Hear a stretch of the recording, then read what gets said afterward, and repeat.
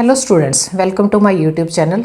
अपना next topic करते हैं effect of AC applied to pure resistor. Effect का क्या मतलब है? देखिए यहाँ पे मैंने तीन कंपोनेंट्स शो की हैं। एक तो रजिस्टर है, ये हमारा इंडक्टर है, ये कैपेसिटर है। रजिस्टर का क्या होता है? रजिस्टर का क्या होता है? रेजिस्टेंस को आर से रिप्रेजेंट करते हैं। इसके रेजिस्टेंस को हम क्या बोलते हैं? इंडक्टर के जो भी वो रुकावट पैदा करेगा करंट के फ्लो में, उसको हम बोलते हैं एक्सएल से रिप्रेजेंट करते हैं और बोलते क्या है? Inductive reactance. ठीक है, ये होता है हमारा कैपेसिटिव रिएक्टेंस। अब इसकी वैल्यू किसके इक्विवेलेंट होती है? 2πfl, और ये क्या होता है? 1/2πfc। ठीक है, 2πf तो हमारा ओमेगा हो गया सीधा सीधा, और ये क्या है उसकी? ये सेल्फ इंडक्टेंस है, और ये क्या है? Conductance of the capacitor. Right. अब ये इफेक्ट का क्या मतलब है? इफेक्ट का मतलब ये है कि इफेक्ट ऑफ, वो कहता है कि effect of AC applied to pure resistor. Effect का मतलब क्या है? जैसे कि मैंने यहाँ पे ना एक रजिस्टिव सर्किट यानी कि रजिस्टर लोड में लगाया मैंने, ये हमारा जो सोर्स है ना, अब हमारा क्या डिफरेंस यहाँ पे आया है? सिर्फ डीसी की जगह यहाँ पे एसी सप्लाई कनेक्टेड है। एसी सप्लाई कनेक्ट करते हैं तो जब ये करंट इस आर के क्रॉस फ्लो करेगा तो क्या ये करंट इस वोल्टेज को सिंक्रोनाइज करेगा? सिंक में चलेंगे, मतलब दोनों का फेज में कोई डिफरेंस होगा या नहीं होगा? क्या ये करंट वोल्टेज से आगे चलेगा या करंट वोल्टेज से पीछे रहेगा कुछ एंगल से? इस चीज़ को बोला उसने इफेक्ट। अब इसी चीज़ को हमने करना है, प्रूफ करना है, और इसी चीज़ को हमने स्टडी करना है। ये बहुत इंपॉर्टेंट टॉपिक है, बहुत आसान भी टॉपिक है, अगर हमें थोड़ा सा समझना है इसको। देखिए, जैसे मैंने अपनी एसी अप्लाई की है ना, इसी का मैंने यहाँ पे एक वेव फॉर्म, मतलब कि इसका ग्राफ भी बना दिया है। डायग्राम में हमने क्या दिखाया है? एक साइनसोइडल वेव फॉर्म दिखाई, यही जो यहाँ पे अप्लाई की हुई है, ये स्मॉल वी से रिप्रेजेंट किया, ये है हमारी वोल्टेज वी। ठीक है, अब देखिए, जब भी हम रजिस्टर का केस देखते हैं ना कि रजिस्टिव लोड के क्रॉस, तो हमें पता है कि वी हमारी क्या है? इसको हम सोर्स वोल्टेज बोलते हैं, लिख भी सकते हैं। वी क्या है? हमारी source voltage. Current I flow करेगा आर के क्रॉस। एज पर द ओम्स लॉ करंट क्या होगा इस केस में? सिंपल करंट लॉ क्या होगा? एज पर Ohm's law current will be equal to, किसके इक्वल हो जाएगा? वी सोर्स वोल्टेज, यानी कि आई किसके इक्वलेंट होगा? Divided by R. अब ये सोर्स वोल्टेज मेरी क्या है यहाँ पे? स्मॉल वी से जिसको मैंने रिप्रेजेंट किया, ये है हमारी, जो हमने पीछे अपनी कैलकुलेट कर ली थी, ड्राइव किया था हमने अपनी इसकी जनरेशन के टाइम वी एम, या इसकी इक्वेशन को जब हमने ड्राइव किया था, तो सोर्स वोल्टेज किसके इक्विवेलेंट आते हैं? एंगल भी यहाँ पे साथ साथ चलेगा अब, क्योंकि देखिए डीसी में क्या था? कांस्टेंट टर्म थी डीसी, वहाँ पे किसी भी तरह का कोई हमारा क्या था? एक कांस्टेंट वैल्यू थी। यहाँ पे क्या हो रही है? वैल्यू हमारी वेरिंग वैल्यू है, यानी कि हर इंस्टेंट पे हमें वोल्टेज की वैल्यू बढ़ती घटती जीरो ये मिलने वाली है। तो इसीलिए यहाँ पे हर केस में हमारा क्या होगा? इस साइन वगैरह टी जो आई है ना टर्म, ये ऐड क्यों हुई है? क्योंकि एंगल हर जगह पे चेंज हो रहा है सप्लाई का, जो कि आपकी एसी की जनरेशन में आपने अच्छे से समझ लिया था इस चीज़ को। अब हमारे देखिए, ये हमारा साइन ओमेगा टी। अब ओमेगा टी क्या होता है? थीटा ही तो होता है, थीटा। अब साइन 90, मतलब साइन जब ये वैल्यू साइन थीटा की ना वैल्यू जब 1 होगी ना, तब हमें मैक्सिमम मिलेगा अपना करंट। यानी कि करंट अगर मैं कहूँ कि आई एम मैक्सिमम क्या कब होगा? आई एम, और you can say I will be maximum कब होगा? व्हेन साइन थीटा, यानी कि थीटा किसके इक्वलेंट? ओमेगा टी तो है, वो इक्वल्स टू हो जाएगा मेरा 90 डिग्री, यानी कि साइन 90 किस तरह क्या होता है? 1। अगर साइन 91 हो जाएगा तो मेरी वैल्यू क्या मिलेगी? मुझे मैक्सिमम मिलेगा ये वैल्यू अपनी करंट की। तो आई एम किसके इक्वलेंट हो जाएगा हमारा? Is equals to V M divided by R. यहाँ पे हम पुट करेंगे तो वी में एम बाई आर की जगह मैं आई एम पुट कर सकती हूँ। Now I would be equals to I am sine omega T. देखिए, ये हमारी थी पहली इक्वेशन, ठीक है, साइन वी सोर्स वोल्टेज वाली। अब इस वोल्टेज में सोर्स वोल्टेज हमारी क्या थी? वी सोर्स वोल्टेज थी, जो किसके इक्विवेलेंट थी? V M sine omega T के इक्विवेलेंट थी। इसका एंगल, यानी कि ये मेरी सोर्स वोल्टेज है, ये मेरा क्या है? करंट है। इस वोल्टेज के कोरस्पोंडिंग आर के क्रॉस जो मेरा करंट फ्लो हुआ है। अब इन दोनों साइन ओमेगा टी, ये भी साइन, यानी कि एंगल हमारा क्या मिल रहा है दोनों केसेस में? अगर हम देखें एंगल का, यानी कि फेज में कोई डिफरेंस दिख रहा है? नहीं, कुछ भी नहीं है। वो भी ओमेगा टी है, सेम चल रहे हैं दोनों एक दूसरे के, एक ही फेज में हैं दोनों। कौन कौन? करंट और वोल्टेज। ठीक है, हेंस हम लिख देंगे, hence the phase angle is इन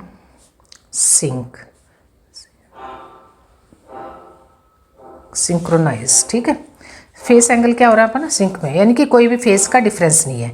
अब इसका अगर हम फेजर डायग्राम देखें इसी क्वांटिटी का, अब इसका फेजर डायग्राम हमारा क्या है, ये मैंने बनाया बी जो मेरा डायग्राम है ना, ये फेजर डायग्राम। ये अगर मेरा कोई फेज का डिफरेंस होता है, मतलब जिस फेज में हमारी वोल्टेज जा रही है ना, उसी फेज में हमारा करंट फ्लो कर रहा है, ना तो वो लीड कर रहा है, ना वो लैग कर रहा है, ना वो पीछे ना वो आगे वोल्टेज से। अब देखिए यहाँ पे, अब मेरी ये तो मैंने वोल्टेज की वेवफॉर्म बनाई हुई है। अब मैं बनाऊंगी अपनी करंट की वेवफॉर्म। अब करंट मेरा क्या है यहाँ पे आई एम, यानी कि आई की वेवफॉर्म मेरी क्या रहेगी, अब आई किसके इक्विवेलेंट है, I am sine omega T, ये जो हमारा दिख रहा है I am sine omega T.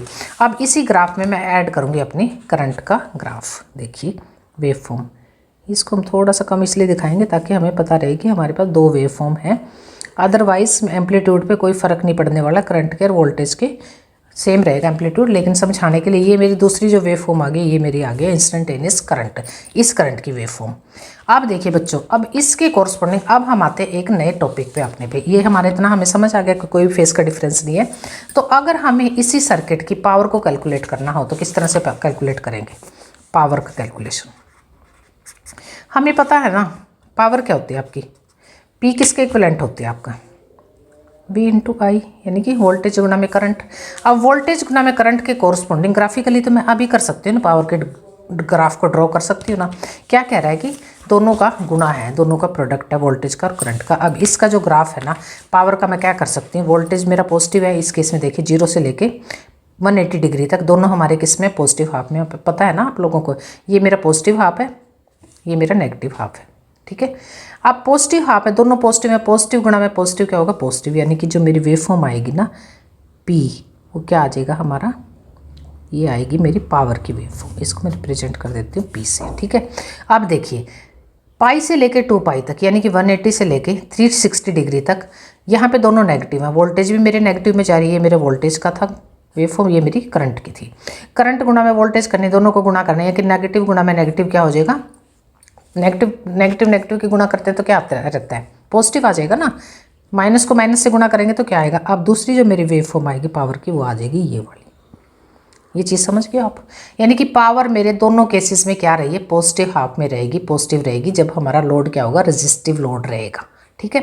अब हम इसी चीज़ को, ये चीज़ है ना, इसको प्रूव करेंगे कि एवरेज पावर एक कंप्लीट साइकिल में, कंप्लीट साइकिल मतलब 0 से लेकर 2 पाई तक, एवरेज जो पावर है एक साइकिल में आपकी रेजिस्टिव लोड के साथ क्या होगी, ठीक है।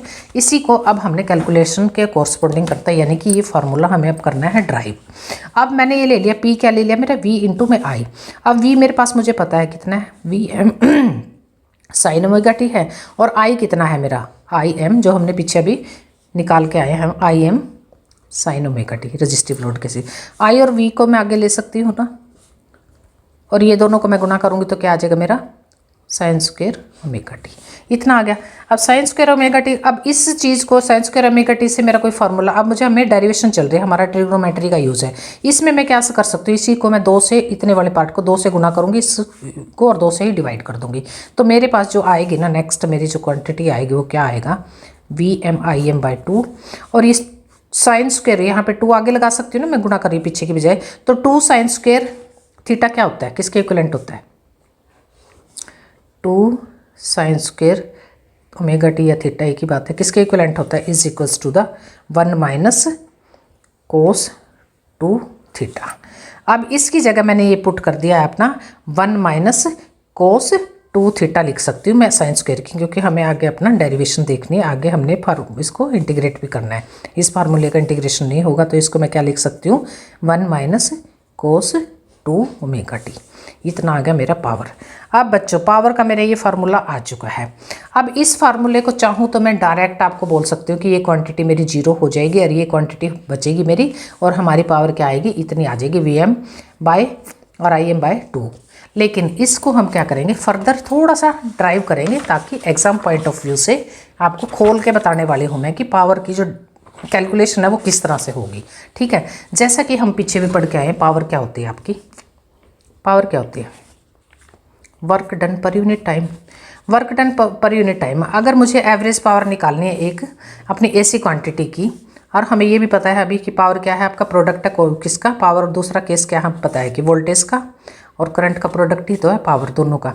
अगर हमें पावर की केस में पावर को वर्क डन की फॉर्म में, अगर मैं इसी का ना एलिमेंट्री वर्क लेती हूँ, मतलब स्मॉल वर्क डन और स्मॉल टाइम पीरियड में पावर को कैलकुलेट करूँ, तो मेरी पावर क्या होगी, पावर हो जाएगी मेरी dw डिवाइडेड बाई dt। अगर मैं अपना वर्क डन को अलग कर लूँ और पावर को मैं इधर ले जाती हूँ, तो क्या बचेगा मेरे पास, p इंटू में dt। क्योंकि हमें इस फार्मूले का ना बस सिर्फ ये, मेरे को ये डेरिवेशन का मकसद क्या है, यहाँ इसको सीधा जीरो पुट के बुक्स में क्या बताया हुआ कि सीधा जीरो हो जाएगी एक क्वांटिटी और आपके पास पावर इतना ही पोर्शन बचेगा Vm/2। लेकिन इसलिए आया कैसे, वो चीज़ आपको समझनी है थोड़ा सा। अब मेरे क्या हो गया एलिमेंट, अब मुझे अगर टोटल पावर निकालनी है अपने सर की, अब पी की जगह मैंने क्या रखना है अपनी, पी मेरा क्या है v इंटू आई, वी की जगह मैं क्या लिखूंगी, Vm साइन ओमेगा टी और Im साइन ओमेगा टी। ये मैं करके आ चुकी हूँ, इसको मैं सीधा फॉर्म मेरी सीधी यहाँ से मैंने जो कर लिया ना, ये मैं लिखूंगी पावर की जगह मैं क्या लिखूंगी, Vm/2 1 minus cos 2 omega T. ठीक है, Vm/2 साइन की बजाय ये स्किप करूँगी मैं स्टेप, मैं क्या लिखूँगी सीधा पावर को, क्योंकि हमने वो लिख लिया है Vm/2 और ये क्या बचा था हमारा 1 माइनस कोस 2 ओमेगा टी। ठीक है, इनटू में dt और ये क्या है हमारा dw। ये तो मेरे स्मॉल वर्क डन था corresponding to the smaller time period, मतलब instant work done for instant time. अगर मुझे निकालना है कंप्लीट साइकिल के लिए वर्क डन, तो हम क्या करेंगे, इस इक्वेशन को, इक्वेशन नंबर 1 को इंटीग्रेट करेंगे। नाउ अब हम कैलकुलेट करेंगे, कैलकुलेट द टोटल पावर या total work done for complete cycle. Complete cycle के लिए कैसे होगी हमारी, क्या रहेगा, मतलब कंप्लीट साइकिल के लिए टोटल वर्क डन dw, इसको इंटीग्रेट करेंगे, इसकी जो लिमिट रहेंगी कंप्लीट टोटल वर्क डन की रहेगी। और ये हमारा क्या था, Vm/Im तो हमें पता है कि कांस्टेंट रहेंगे, ये तो वेरी कर नहीं रहे हैं टर्म, ये 2 भी हमारा बाहर ले लेंगे। अंदर इंटीग्रेशन हमारी किसकी होगी, ये होगी हमारी 1 minus cos 2 omega T dt। यहाँ पे हमारा कंप्लीट क्या रहेगा, 0 से लेके कंप्लीट साइकिल t तक। कौन सा साइकिल है t, 0 से लेके 2 पाई तक का कंप्लीट साइकिल, जिसमें पॉजिटिव हाफ भी आएगा नेगेटिव हाफ भी आएगा वेव फॉर्म का। ये तो आपको कन्फ्यूज़न ना करे, ये तो पता ही, बात आपको पता होगी, आई होप सो। देखिए अब क्या करते हैं, अब हमें करना है सीधा इंटीग्रेशन, इंटीग्रेट करेंगे इसको, ये तो आ जाएगा w, इसकी लिमिट क्या रहेगी 0 से लेके w तक, Vm/2 ये बाहर ही रहेगा, 1 का इंटीग्रेशन, ये dt हमारा क्या होगा, 1 को भी तो इंटीग्रेट करेंगे ना, ये आ जाएगा हमारा t, इसकी लिमिट क्या 0 से लेकर t तक, ये नेगेटिव एज इट इज़ रहेगा। कोस 2 थीटा को जब हम इंटीग्रेट करते हैं ना, तो उसको उसकी इंटीग्रेशन क्या आएगी, कोस की आती है हमारी sine 2 omega T divided by 2, इसको अलग से लिमिट दे देंगे हम 0 से लेकर t तक। अब बच्चों ये हमारा इंटीग्रेशन हो चुका है, अब हमें सीधा लिमिट पुट करनी है। इस स्मॉल ओमेगा में, स्मॉल में हमारे क्या होगी, इंटीग्रेट करेंगे तो ये w यानी कि वर्क डन, ये वर्क डन का w ओमेगा नहीं है ये, सॉरी, ये वर्क डन क्या था मेरा, एलिमेंट्री वर्क डन था, ये हमारी क्या लिमिट पुट करके क्या आ गया, कैपिटल W यानी कि वर्क डन Vm/2, ये एज इट इज़ रहेगा मेरा ये वाली टर्म। अब यहाँ पे ये वाली जो टर्म है ना मेरी, जब भी मैं लिमिट पुट करूँगी ये 0 हो जाएगी, तो मेरे पास क्या बचेगा, ये बचेगी स्मॉल टी में अपर लिमिट माइनस में लोअर लिमिट, यानी कि इसमें लिमिट पुट करूँगी तो मेरे पास बचेगा सिर्फ t, बाकी 0 हो जाएगा। स्मॉल अपर लिमिट मतलब t माइनस 0, यानी कि t बचा ना, t माइनस 0। तो अब हमारा पावर को फिर से लेंगे हम, पावर क्या थी अपनी, रिकॉल करेंगे w/t, तो w मेरे पास है, पावर हमारी w की वैल्यू क्या है मेरे पास, ये आ गई w की वैल्यू, इसको हम ले लेंगे सेकंड इक्वेशन अपनी। w की वैल्यू पुट करो, Vm वर्क डन क्या रहा मेरा अब, गुणा में t, और ये मेरा पावर एक t पहले से ही है, ये इससे कैंसिल हो जाएगा, मतलब कि मेरा पावर क्या बचा अब, w पावर क्या बची अब मेरी, Vm/2, इसको मैं ऐसे भी लिख सकती हूँ ना, Vm/Im डिवाइडेड बाई √2 लिख सकती हूँ ना। अब इस ये हमारी जो पावर है ना, ये पावर क्या लिख सकते हैं, Vm/√2 क्या होता है, RMS वैल्यू ऑफ वोल्टेज, और Im/√2 क्या होता है, करंट का RMS वैल्यू। ठीक है, अब हमारी जो एवरेज जो पावर आई है ना, अब हमारी एवरेज पावर जो है वो आएगी Vm/2 यानी कि Vm/2। एवरेज पावर देखें तो हमारी 0 नहीं हो रही है, एवरेज करके देख ले अगर इस पावर का हम, दोनों पीक्स हमारी क्या आ रही हैं, पॉजिटिव आ रही हैं, नेगेटिव हाफ में भी पॉजिटिव हाफ में भी, ये आ गई हमारी पावर की कैलकुलेशन। अब ये कैलकुलेशन जो हमने अब कर ली ना, चाहे आप इंडक्टर का केस हो चाहे आपका कैपेसिटर का केस हो, यहाँ पे कोई मोर और लेस कोई ज़्यादा वाली कैलकुलेशन नहीं होगी। ये डेरिवेशन अच्छे से समझाने के लिए मैंने ये स्टेप उठाया है, बुक्स में आपको कहीं पे भी नहीं मिलेगी ये डेरिवेशन, ये मैं बता रही हूँ आपको, फैक्ट है ये।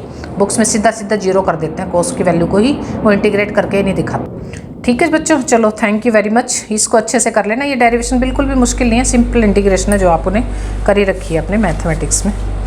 Okay thank you. अब नेक्स्ट करेंगे हम इंडक्टर का और कैपेसिटर का, तीनों डेरिवेशन ये करके, और ये इंपॉर्टेंट क्वेश्चन बनता है आपका एग्जाम पॉइंट ऑफ व्यू से। Thank you very much. Like कर दिया करो बच्चों चैनल को, सब्सक्राइब सॉरी।